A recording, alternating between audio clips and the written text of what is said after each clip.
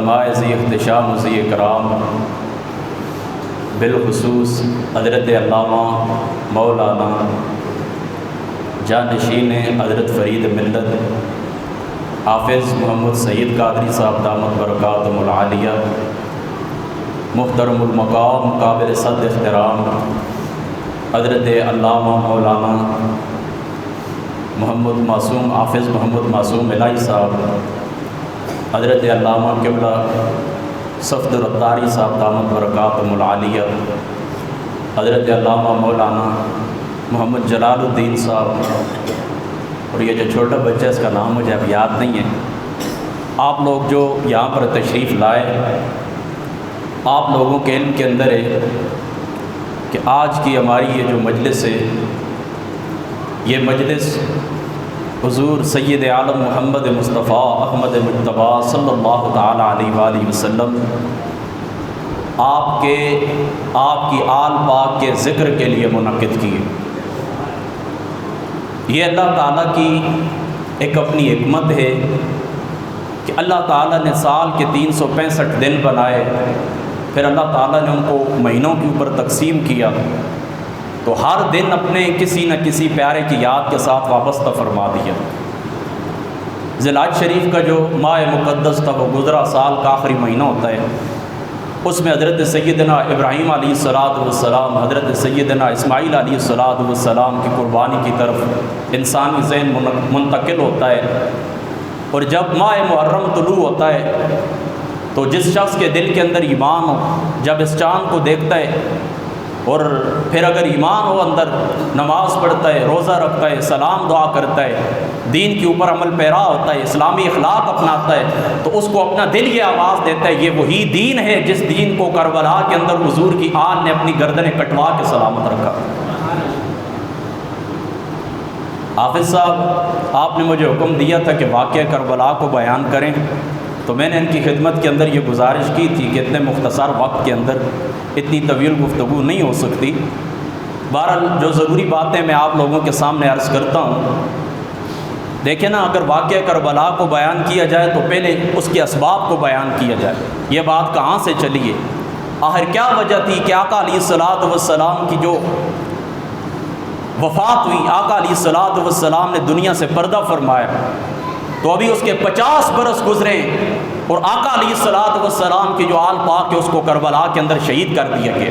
ان اسباب کے اوپر تو ہمیں غور کرنے کی ضرورت ہے کہ ابھی اس زمانے کے اندر صحابہ پاک موجود ہیں، تابعین موجود ہیں، آخر کیا ایسے اسباب تھے کہ جن اسباب کی بنا کے اوپر آقا علیہ السلام کا جو گلستان ہے، آقا علیہ السلام کے آل پاک کا جو باغ تھا، ان سارے پھولوں کو مسل دیا گیا، اس کی وجہ کیا تھی؟ تو آپ سارے لوگ صاحب عقل ہو، اتنی بات ابتدا کے اندر آپ ذہن کے اندر رکھنا ہمیشہ کے لیے کہ یہ اینٹی اسلام قوتوں کی طرف سے ایک رد عمل تھا۔ ہر عمل کا ایک رد عمل ہوتا ہے، ہر ایکشن کا ایک ری ایکشن ہوتا ہے۔ تو جب آقا علیہ السلام دنیا کے اندر تشریف لائے تو اب کیا تھا، آپ کے مد مقابل جتنی بھی باطل قوتیں تھیں، جتنی بھی امپائرز تھیں، ان کو تکلیف ہوئی کہ ہماری چودراہٹ ختم ہو گئی، ان کو تکلیف ہوئی ہمارے نذرانے ختم ہو گئے، ان کو تکلیف ہوئی ہمارا بنا بنایا نظام تباہ ہو گیا۔ تو جب انہوں نے دیکھا کہ آقا علیہ السلام کے جانثار صحابہ ہیں، حضور کی ذات اقدس کے ساتھ مل کر قربانی دینے کے لیے آگے بڑھ گئے، اسلام کو اللہ تعالیٰ کی ذات اقدس نے نافذ فرما دیا، تو ان لوگوں نے کیا کیا، دل کے اندر منافقت رکھی اور اپنا سار اسلام کے سامنے جھکا دیا۔ دل سے اسلام قبول نہیں کیا، لیکن کیا کیا، اپنا سار اسلام کے سامنے جھکا دیا۔ آپ کر کچھ نہیں سکتے تھے، مجبوری تھی، کیا کرتے، لیکن دل کے اندر ان کا ایک منصوبہ تھا کہ جب بھی ہمیں موقع ملا ہم اپنا بدلہ لیں گے۔ پھر کیا ہوا، وہاں سے آغاز ہوا، حضور نبی پاک صلی اللہ تعالی علیہ وآلہ وسلم، آپ کی ذات اقدس کو زیر دی گئی خیبر کے اندر اپنا بدلہ لینے کے لیے، یہ اسی عمل کا رد عمل تھا۔ پھر جب آگے حضرت ابو بکر صدیق کا زمان آیا، لوگ مرتد ہو گئے، زکوٰۃ کا انکار کرنے لگے، نبوت کے دعوے کرنے لگے، آپ نے آنکھیں بند کی، حضرت عمر فاروق رضی اللہ تعالیٰ عنہ آپ کو شہید کر دیا گیا، حضرت عثمان کو شہید کر دیا گیا۔ تو یہ ایک سلسلہ چلا اور جا کر منتج ہوا کربلا کے اوپر۔ تو ابتدا کے اندر یہ بات آپ نے ذہن کے اندر رکھنی ہے کہ یہ اسلام مخالف قوتوں کا ایک رد عمل تھا، اس کے نتیجے کے اندر کربلا کا واقعہ ظہور پذیر ہوا ہے۔ دوسری بات دوستو یہ یاد رکھیں، شاہ عبدالعزیز محدث دہلوی صاحب رحمۃ اللہ تعالی علیہ آپ نے نقل کی ہے سر الشہادتین کے اندر، تم لوگ دیکھتے ہو کہ انبیاء علیہ الصلوۃ والسلام بھی شہید ہوئے، بنی اسرائیل کی ہزاروں انبیاء کو یہودیوں نے شہید کیا، ہزاروں انبیاء علیہ الصلوۃ والسلام۔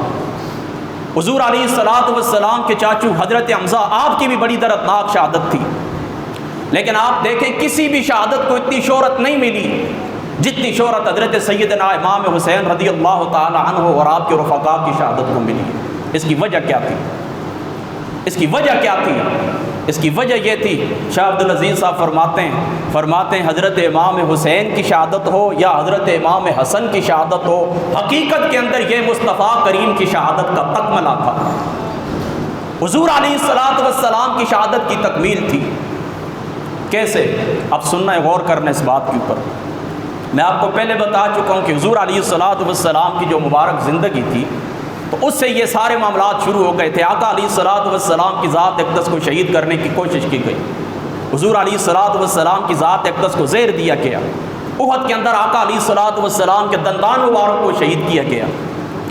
تو شاہ صاحب رحمۃ اللہ تعالیٰ علیہ آپ لکھتے ہیں شہادت کی دو قسمیں ہوتی ہیں، ایک ہوتی ہے شہادت سری اور ایک ہوتی ہے شہادت جہری۔ شہادت سری کیا ہوتی ہے؟ یعنی دیکھیں نا، جہری شہادت وہ ہوتی ہے کہ میدان کے اندر جائیں اور جو کافر ہیں ان کا مقابلہ کریں، تلوار پکڑیں ہاتھ کے اندر، قربان ہو جائیں، اس کو شہادت جاری کہتے ہیں۔ اس کے علاوہ حدیث پاک کے اندر جتنی بھی اقسام بیان ہوئی ہیں، مثال کے طور پر کوئی خاتون اپنے درد کی وجہ سے بچے کی ولادت کے وقت جو درد ہوتا ہے اس درد کی وجہ سے دنیا سے چلی گئی، کوئی شخص ڈوب گیا، کوئی شخص جل گیا، کسی شخص کو زہر دے دیا گیا، اس کو کہتے ہیں شہادت سری۔ تو اب دیکھیں شہادت جاری کا آغاز ذات مصطفیٰ سے ہوا کہاں پر؟ کہ جب میدان احد کے اندر حضور محمد مصطفیٰ کا خون مبارک باہر آیا، جب آقا علیہ الصلوۃ والسلام کے دندان مبارک شہید ہو گئے، یہ حضور کی زندگی سے شہادت جہری کا آغاز تھا۔ اور شہادت سری کیا تھی؟ کہ جب خیبر کے اندر حضور نبی پاک صلی اللہ تعالیٰ علیہ وآلہ وسلم، مستدرک پاک کو اٹھا کے دیکھیں، ابو داؤد شریف کو اٹھا کے دیکھیں، سنن ابن ماجہ کو اٹھا کے دیکھیں، بخاری شریف کو اٹھا کے دیکھیں، سب کے اندر موجود ہے کہ خیبر کے اندر اس خاتون نے آقا علیہ الصلوۃ والسلام کی ذات اقدس کو زہر دیا، اور وقت وفات ام المؤمنین سیدتنا عائشہ صدیقہ رضی اللہ تعالیٰ عنہا آپ فرماتی ہیں کہ آقا علیہ الصلوۃ والسلام نے فرمایا، او عائشہ، اللہ تعالیٰ کی عزت کی قسم، خیبر کے اندر جو مجھے زہر دیا گیا تھا، آج وقت وفات میں اس زہر کا درد اب بھی محسوس کرتا ہوں۔ اس لیے حضرت عبداللہ ابن مسعود رضی اللہ تعالیٰ عنہ، امام حاکم رحمۃ اللہ تعالیٰ علیہ آپ نے مستدرک پاک کے اندر لکھا ہے، آپ فرماتے ہیں، امام حاکم لکھتے ہیں، فرماتے ہیں عبداللہ ابن مسعود نے کہا اگر میں قسم کھا کر کہوں ایک مرتبہ کہ حضور علیہ الصلوۃ والسلام شہید نہیں ہوئے، فرماتے ہیں یہ مجھے اتنا پسند نہیں ہے، میں 9 مرتبہ قسم کھا کر کہتا ہوں کہ محمد مصطفیٰ کو اللہ تعالیٰ نے شہادت نصیب فرمائی، ذات مصطفیٰ کو اللہ تعالیٰ نے شہادت نصیب فرمائی۔ فرماتے ہیں 9 مرتبہ میں قسم کھا کے کہتا ہوں۔ تو اب حضور کی جو شہادت تھی نا جاری، اس کا آغاز ہوا کہاں سے؟ غزوہ احد سے، اور شہادت سری کا آغاز ہوا خیبر سے۔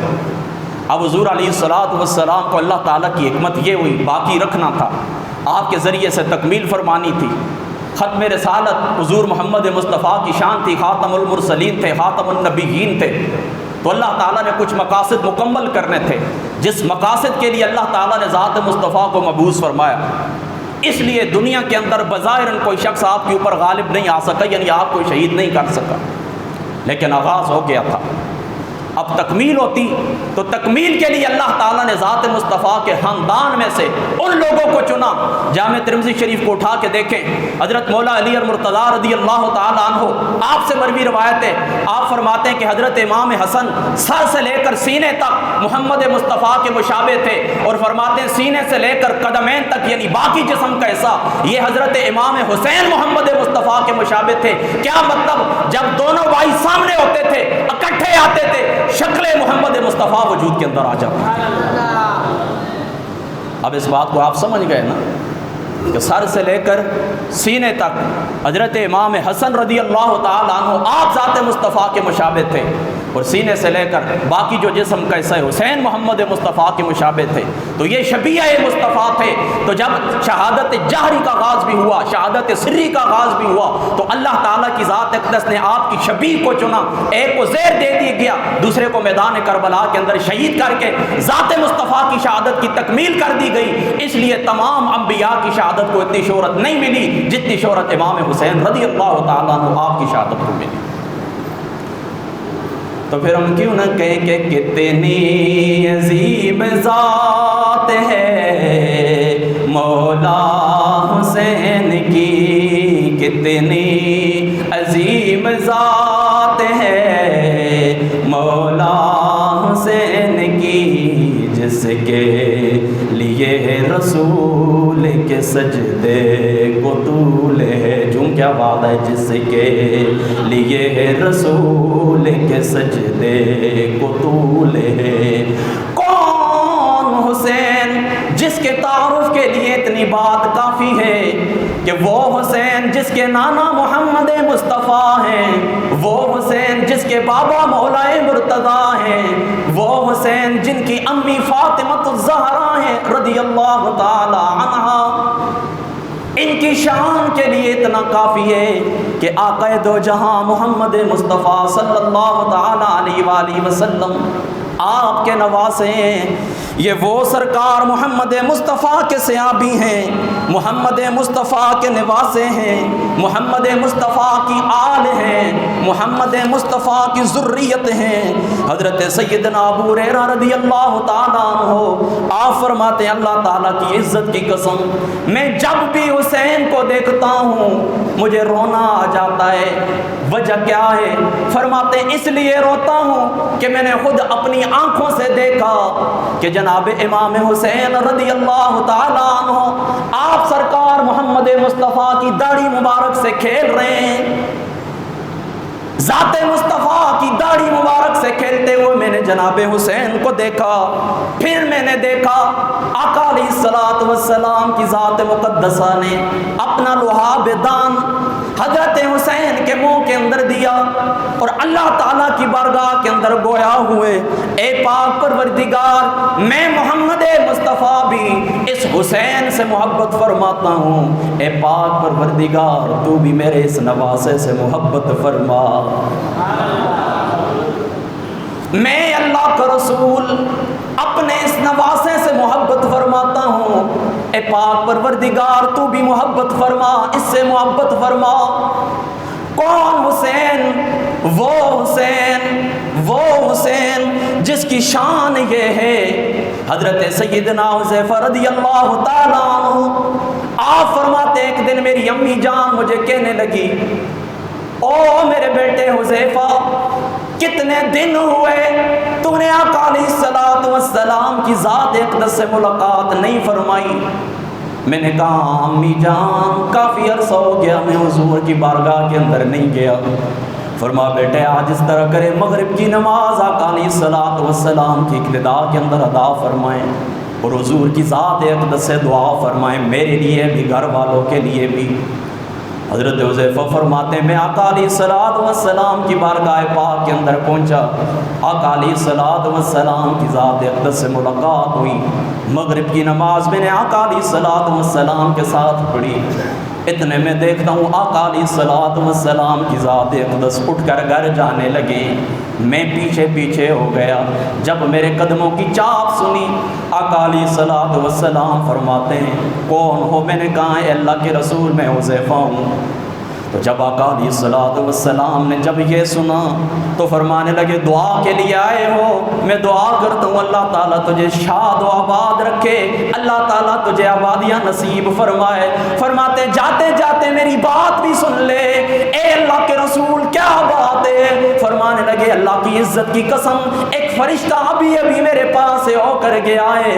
وہ فرشتہ مجھے کہنے لگا اے اللہ کے رسول پوری زندگی کے اندر کبھی مجھے زمین کی طرف آنے کی اجازت نہیں ملی، آج اجازت ملی ہے، میں ایک بات کے لیے حاضر ہوا ہوں، ایک بات بتانا چاہتا ہوں، ایک خبر دینے کے لیے حاضر ہوا ہوں۔ میں نے پوچھا ہے آنے والے فرشتے بتا کیا ہے؟ وہ فرشتہ کہنے لگا اے اللہ کے رسول آپ کی بیٹی فاطمہ الزہرا کو اللہ نے جنتی خواتین کا سردار بنا دیا ہے، اور آپ کے بیٹے حسن اور حسین کو اللہ تعالیٰ نے جنتی نوجوانوں کا سردار بنا دیا ہے۔ وہ حسین بچپن کے اندر ہی جن کی شہادت مشہور ہو گئی، مولا مرتضیٰ رضی اللہ تعالیٰ عنہ آپ فرماتے ہیں جب میرے گھر بیٹا پیدا ہوا، آقا علیہ الصلوۃ والسلام میرے گھر کے اندر تشریف لے کر آ گئے، اپنی بیٹی جناب فاطمہ کو فرمانے لگے میرا بیٹا میرے پاس لے آئے، میں نے اپنے بیٹے کو دیکھنا ہے۔ جب لایا گیا، جناب حسن لائے گئے، سرکار پوچھنے لگے اس کا نام کیا رکھا ہے؟ میں نے کہا اے اللہ کے رسول میں نے اس کا نام حرب رکھا ہے۔ فرما نہیں میں اس کا نام حسن رکھتا ہوں۔ پھر فرماتے ہیں جب دوسرے بیٹے پیدا ہوئے، پھر آقا علیہ الصلوۃ والسلام آئے، اپنی بیٹی فاطمہ سے فرمانے لگے اے میری بیٹی ذرا میرے بیٹے کو لے کر آ جائیں۔ فرماتی ہیں میں لے کر گئی، پوچھے اس کا نام کیا رکھا ہے؟ میں نے کہا مولا مرتضیٰ۔ کہنے لگے میں کہنے لگا حرب اس کا نام رکھا ہے۔ فرما نہیں اس کا نام میں حسین رکھتا ہوں۔ فرماتے ہیں جب تیسرے بیٹے کی ولادت ہوئی، پھر آئے آقا علیہ السلام، پھر مجھ سے پوچھے اس کا نام کیا ہے؟ میں نے کہا حرب نام رکھا ہے۔ فرما نہیں میں اس کا نام محسن رکھتا ہوں، اور یہ نام میں نے اپنی طرف سے نہیں رکھے، حضرت سیدنا ہارون علیہ الصلوۃ والسلام کے بیٹوں کے ناموں کے اوپر میں نے اپنے بچوں کے نام رکھے ہیں۔ کون حسین؟ سیدہ لبابہ بنت الحارث فرماتی ہیں میں اپنے آقا محمد مصطفیٰ کی بارگاہ کے اندر گئی، میں کہنے لگی اے اللہ کے رسول میں نے خواب دیکھا ہے، ایک خواب دیکھا ہے، بیان کرنے سے ڈرتی ہوں۔ آقا علیہ الصلوۃ والسلام کی ذات اقدس نے فرمایا بیان کرو تمہارا وہ خواب کیا خواب ہے؟ کہنے لگی اے اللہ کے رسول میں نے خواب دیکھا ہے، آپ کا جو جسد مبارک ہے اس جسد مبارک کے ایک ٹکڑا، گوشت کا ایک ٹکڑا میری گود کے اندر آ کر گرا ہے۔ آقا علیہ الصلوۃ والسلام فرمانے لگے پریشانی کی ضرورت نہیں ہے، یہ خواب اچھا خواب ہے، یہ خواب مبارک خواب ہے۔ ہوگا کیا؟ اللہ تعالیٰ میری بیٹی فاطمہ کو ایک بیٹا عطا کرے گا، تم اس کی خدمت گار بنو گی، تم اس کی خدمت کرنے والی ہو۔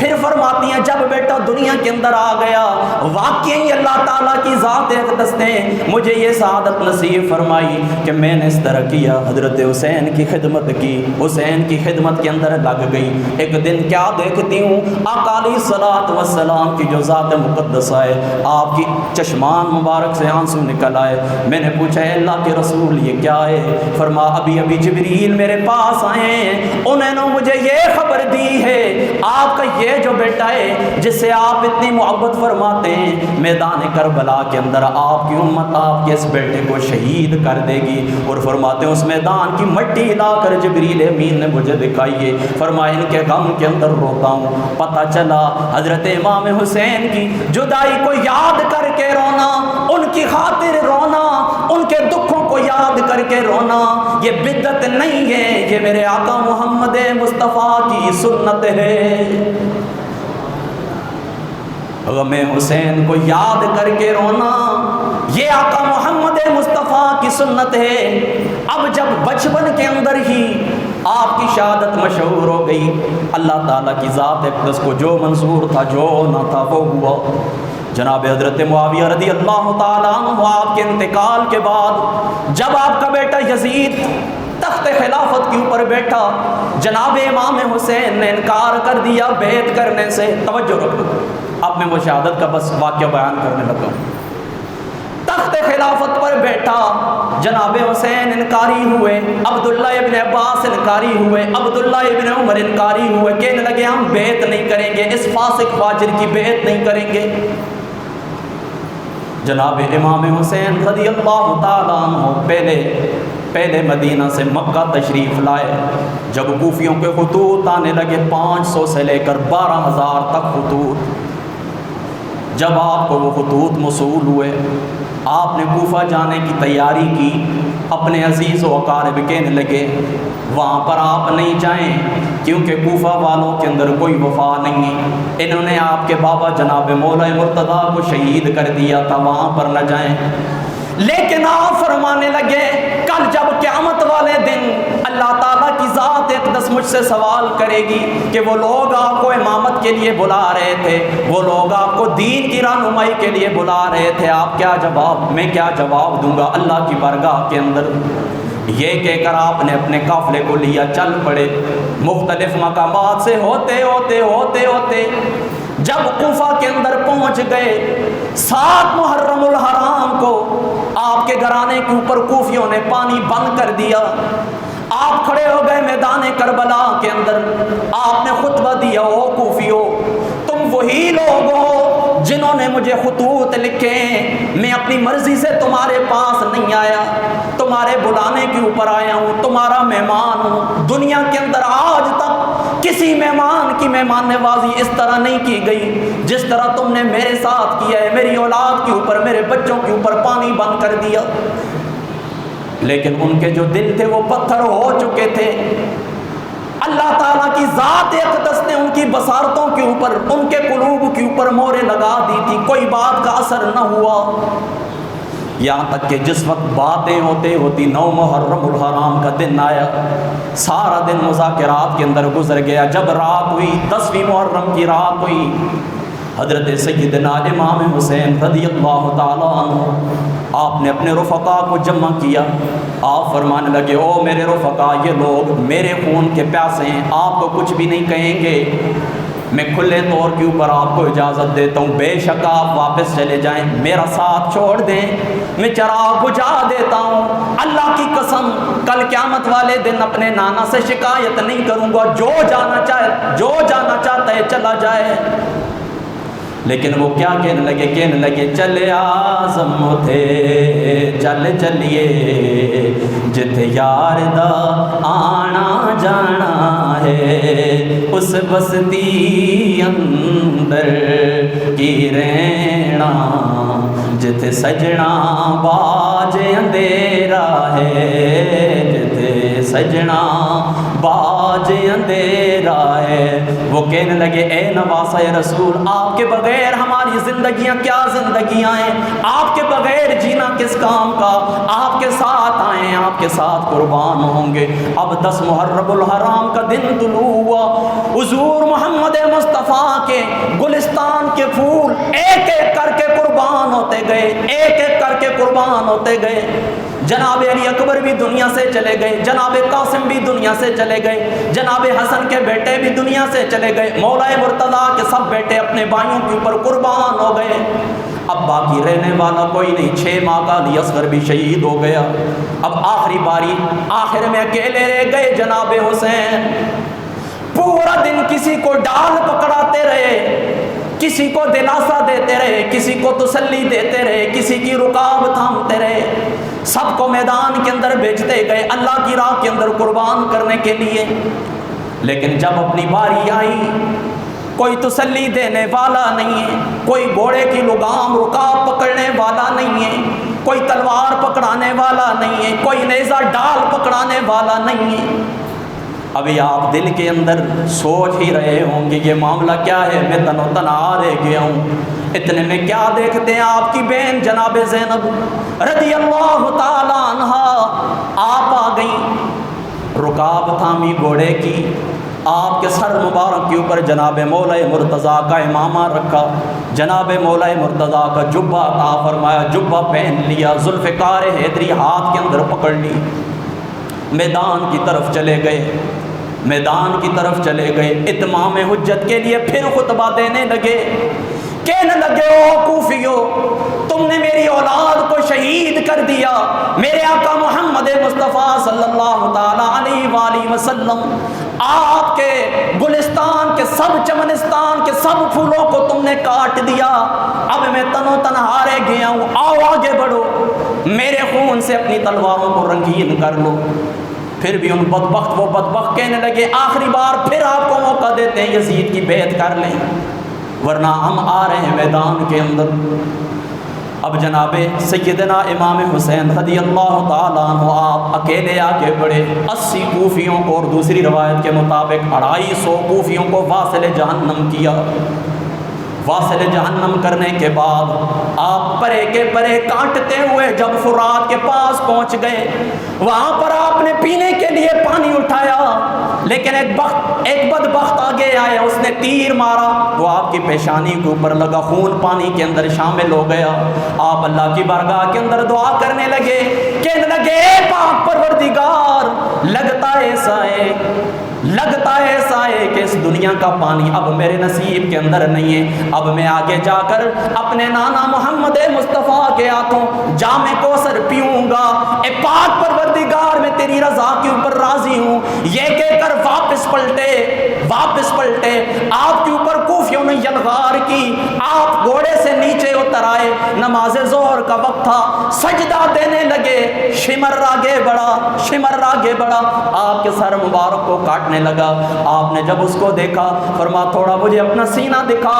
اس نے جب اپنا سینہ دکھایا، کوڑ کے داغ دیکھے، کہنے لگے اللہ اکبر، میرے نانا محمد مصطفیٰ کی بات سچی ہو گئی۔ میرے آقا محمد مصطفیٰ نے فرمایا تھا، میرے نانے نے فرمایا تھا، اللہ تعالیٰ کی عزت کی قسم، فلاں قبیلے کے کوڑی کتے کو دیکھ رہا ہوں کہ وہ میری اولاد کے خون کے اندر اپنے دانت ڈبو رہا ہے، اپنے ہاتھ ڈبو رہا ہے، تو ہی ہے جس نے میرا سر کاٹنا ہے۔ وہ آگے بڑھا، جناب امام حسین رضی اللہ تعالیٰ عنہ آپ کے سر مبارک کو تن سے جدا کر دیا۔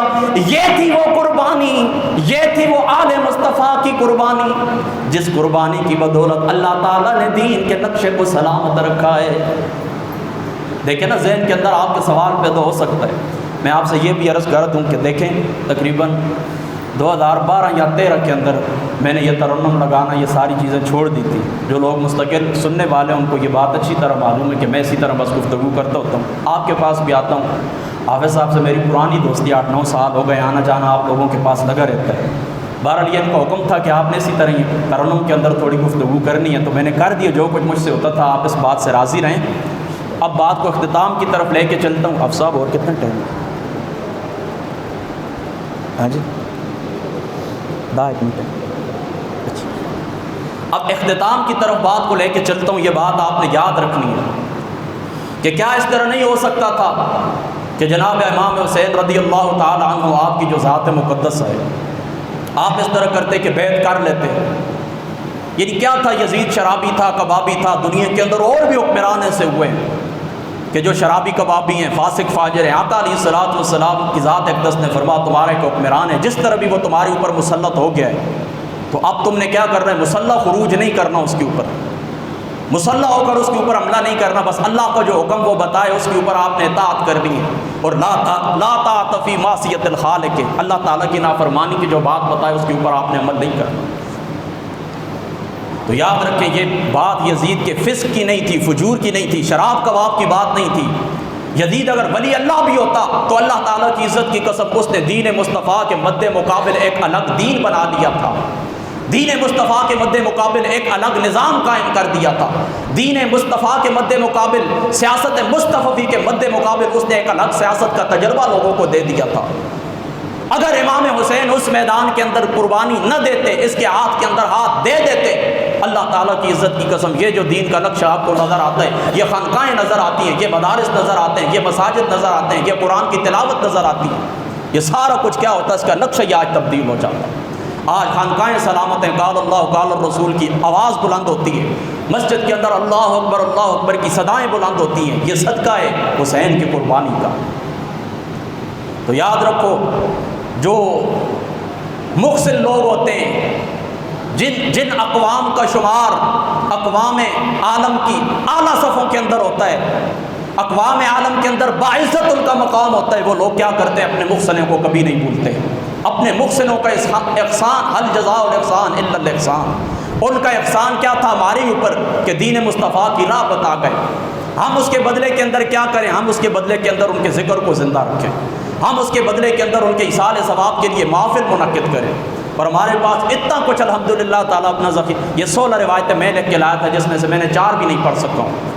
اللہ کی عزت کی قسم، قرآن ہے، سنت ہے، اتنا ذخیرہ، حضور کی آل پاک، حضور محمد مصطفیٰ کے اصحاب کی شان بیان کرنی ہو، آل کی شان بیان کرنی ہو، اتنا ذخیرہ ہمارے پاس موجود ہے، قیامت کی صبح تک علماء شرح کرتے رہے، ختم نہیں ہو سکتا۔ ہمیں کیا ضرورت ہے دائیں بائیں خارجیوں کی روایت لیں، ہمیں کیا ضرورت ہے دائیں بائیں جائیں اور رافضیوں کی روایت لیں؟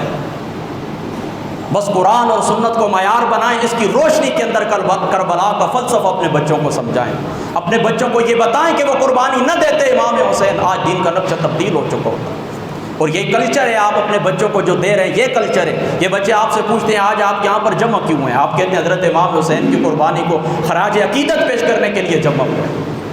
تو کل آپ بھی دنیا سے جائیں گے کہ آپ کو اسی طرح یاد کریں گے، لیکن اگر آپ ان کو کلچر وہ دوسرا دیں گے، مغربی کلچر آپ ان کو دیں گے، تو اگر کل آپ کی قبر کے اندر یہ آ گیا اس کو نہ بسم اللہ نہ قل هو اللہ احد اس کو پڑھ لیا، یہ آپ کو کیا تحفہ پیش کر سکے؟ میری بات آپ سمجھ گئے نا؟ اس قربانی کے اس فلسفے کو آپ نے یاد رکھنا ہے۔ دوسری بات یہ یاد رکھنی، آخری بات میں آپ کو بتاتا ہوں، یہ کربلا کے بعد پھر کیا ہوا یہ بھی ایک بڑی لمبی تفصیل ہے، پر آخری بات میں آپ کو یہ بتاتا ہوں، اس کے بعد میں اجازت چاہتا ہوں کہ حضرت امام زین العابدین دیکھیں نا، جو یزید تھا 15 بیٹے اور 5 بیٹیاں تھیں اس کے، 15 بیٹے یزید کے اور 5 بیٹیاں اس کی۔ آج پوری دنیا کے اندر ذریت یزید میں سے کوئی ایک شخص بھی آپ کو نظر نہیں آئے گا۔ پوری دنیا کے اندر یزید کی اولاد میں سے اس کی جو جسمانی اولاد ہے، نسبی اولاد ہے، کوئی بھی نہیں۔ روحانی اولاد تو اس کی ہے، نسبی اولاد یزید کی کوئی نہیں۔ لیکن کربلا کے اندر ایک بیمار زین العابدین تھے، اللہ تعالیٰ نے کتنی برکت دی، آج پوری دنیا سیدوں سے بری ہوئی ہے۔ اور یزید کے متعلق بھی یہ بات یاد رکھیں، دائیں بائیں آپ بہت کچھ سنیں گے، یزید کے متعلق اہل سنت کا صحیح نظریہ یہ ہے کہ یہ ابتدا کے اندر فاسق تھا، ابتدا کے اندر فاجر تھا، جس وقت شراب کباب کا یہ عادی تھا یہ فاسق فاجر تھا۔ پھر جس وقت اولاد رسول کے اوپر اس نے تلوار اٹھائی تو یہ گمراہ ہوا۔ پھر جس وقت آل رسول کو شہید کیا، حضرت امام حسین کا سر مبارک سامنے رکھ کے کہنے لگا آج میں نے اپنے بدر کے اور مشرکین جو ہمارے آباء و اجداد مارے گئے تھے ان کا بدلہ میں نے لے لیا ہے۔ جب اس نے یہ جملہ بولا دار اسلام سے خارج ہوا، وہ کافر ہوا۔ اور یزید کے کفر کے اوپر سب سے بڑی دلیل ہمارے پاس یہ امام ابن کثیر نے لکھی ہے، وہ کہتے ہیں آقا علیہ الصلوۃ والسلام کی ذات اقدس کا اتنی سی محبت، اتنی سی عقیدت اور اتنا ادب اس کے دل کے اندر ہوتا، کبھی بھی آل رسول کے اوپر تلوار نہ اٹھاتا۔ تو آل رسول کو شہید کرنا یہ اس بات کی دلیل ہے کہ محمد مصطفیٰ کی جو ذات اقدس ہے ان کا معمولی سا ادب بھی یزید کے دل کے اندر موجود نہیں تھا۔ تو یزید کے کفر کے اندر ہمیں کسی قسم کا کوئی شک نہیں تھا۔ اب کربلا کے بعد پتہ کیا ہوا کہ حضرت امام زین العابدین، بس آخری بات ہے، رضی اللہ تعالیٰ عنہ، آپ کی جو ذات مقدس ہے، گھر کے اندر دل نہیں لگتا تھا، آپ نے ایک سائڈ کے اوپر ایک مکان بنا دیا تھا، اس مکان کے اندر رہتے تھے۔ مدینے سے باہر شہر سائڈ کے اوپر چلے گئے نا، جس طرح یہاں پر کھیت وغیرہ ہوتے ہیں، سائڈ کے اوپر چلے گئے، وہاں پر ایک مکان بنوایا اور مکان بنا کر اس کے اندر رہنے لگے۔ تو اس طرح وہ ایک دن یزیدی ایک فوجی آیا، اس نے کہا مجھے پناہ چاہیے، یزید میرے پیچھے، اس کی سپاہ میرے پیچھے لگی ہوئی ہے، مجھے پناہ چاہیے۔ تو اس نے کہا رہ جائیں۔ امام زین العابدین کہنے لگے رہ جائیں، کیا بات ہے؟ تو 3 دن وہ آپ کے پاس رہا۔ تیسرے دن جب جانے لگا تو آپ سے وہ پوچھنے لگا کہ آپ نے مجھے نہیں پہچانا میں کون ہوں؟ تو حضرت امام زین العابدین مسکرائے فرمانے لگے میں تمہیں بھول کیسے سکتا ہوں، تم وہی ہو کہ جنہوں نے ہمارے آباء و اجداد کے اوپر تلوار اٹھائی، ہمارے بچوں کو پیسہ شہید کیا، میرے بابا امام حسین کو شہید کیا، تم وہی ہو، میں تمہیں بھول کیسے سکتا ہوں؟ تو آپ فرمانے لگے، وہ کہنے لگا پھر آپ نے مجھ سے بدلہ کیوں نہیں لیا؟ آپ مجھ سے بدلہ لے لیتے، میں آپ کے قابو کے اندر تھا، بدلہ لے لیتے مجھ سے۔ تو آپ فرمانے لگے، امام زین العابدین فرمانے لگے نہیں، وہ تمہارا کردار تھا کربلا کے اندر، یہ ہمارا کردار ہے یہاں پر اپنے گھر کے اندر۔ یعنی کیا مطلب؟ کربلا کے اندر جو کچھ تو نے ہمارے ساتھ کیا وہ تمہارا کردار تھا، وہ تمہارے نانے دادے کی تعلیم تھی۔ آج اس میدان کے اندر جو کچھ اپنے گھر کے اندر جو سلوک میں نے تیرے ساتھ کیا ہے یہ میرے نانے محمد مصطفیٰ کی تعلیم ہے۔ تو اہل بیت مصطفیٰ کی تعلیمات کیا ہیں کہ جو بندہ تمہیں محروم کرے تم اس کو عطا کرو، جو بندہ تمہارے راستے کے اندر روڑے اٹکائے تم اس کے ساتھ خوشی سے دعا سلام کرو، جو بندہ تمہارے ساتھ زیادتی کرے تم اس کے ساتھ خیر والا معاملہ کرو، جو لوگ تمہارے راستے کے اندر کانٹے بچھائیں تم ان کو پھول پیش کرو۔ یہ آل مصطفیٰ صلی اللہ تعالیٰ علیہ وآلہ وسلم کی تعلیمات۔ اللہ تعالیٰ کی ذات اقدس جو باتیں ہوئی ہیں پہلے مجھے بعد میں آپ کو عمل کی توفیق عطا فرما۔ واخر دعوانا الحمد